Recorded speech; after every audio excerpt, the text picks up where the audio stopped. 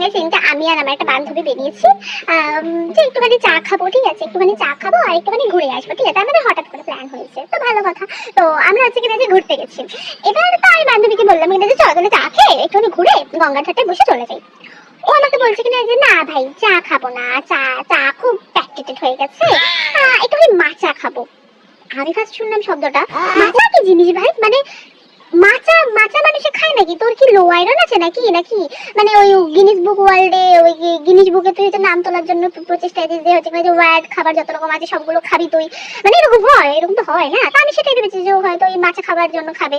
তাহলে কিনা যে তো মাচা খাবি যখন বাড়িতেই বলতে পারতিস আমাকে। আমার বাড়িতে তো কালকে আমার মাচা লাগিয়েছে, ওই লাউ কুমড়ো ওইগুলো ইয়ে হবে বলে। তো আমি না হয় মাকে বলতাম যে তুই মাচা খাবি, একটুখানি তোকে ওখান থেকে মাচা ভেঙে দিতে, তো তুই খেয়ে নিতিস। ওখান থেকে একটুখানি মাকে বলতাম মাচা খেতিস। তো আমাকে এত দূর আনলি কেন তাহলে? তো ওখানেই মাচা খেতাম, তাহলে আমাদের বাড়িতেই বসে একটু গল্প করতাম।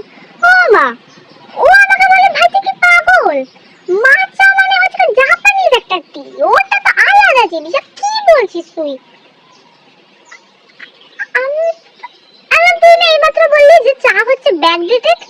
আরে চা ব্যাকডেটেড, মাচা তো এখন মাচার যুগ, এটা এখন মাচাই সবাই খায়। দেখিস না নাকি তুই? ফোন ঘাটিস না নাকি? আমি ভাবলাম চা ব্যাকডেটেড আর মাচা হচ্ছে এখনকার ডেটেড, মানে দুটোই তো চা। ওটা জাপানের চা, এটা ইন্ডিয়ার চা। চা পাতা পার্থক্য আছে বলে চা চা পুরো আলাদা হয়ে গেল, আর এই চা মানে চা চা কি কিছুই বুঝলাম না ভাই। এটা কি ভাই? এরা কোথাকার জেনজেড ভাই? এদের কাছে চা ব্যাকডেটেড, মানে আমাদের ইন্ডিয়ার চা হলো ব্যাকডেটেড হয়ে গেল, যেখানে চাটা তো ইমোশন ব্যাকডেটেড হয়ে গেল। আর জাপানের চা চাই কিন্তু ওই ওই মানে বাংলায় মা ইংলিশে মাম্মি, ওই মাম্মি হয়ে গেল হচ্ছে এখনকার ডেটেড আর মা হয়ে গেল আগেকার, মানে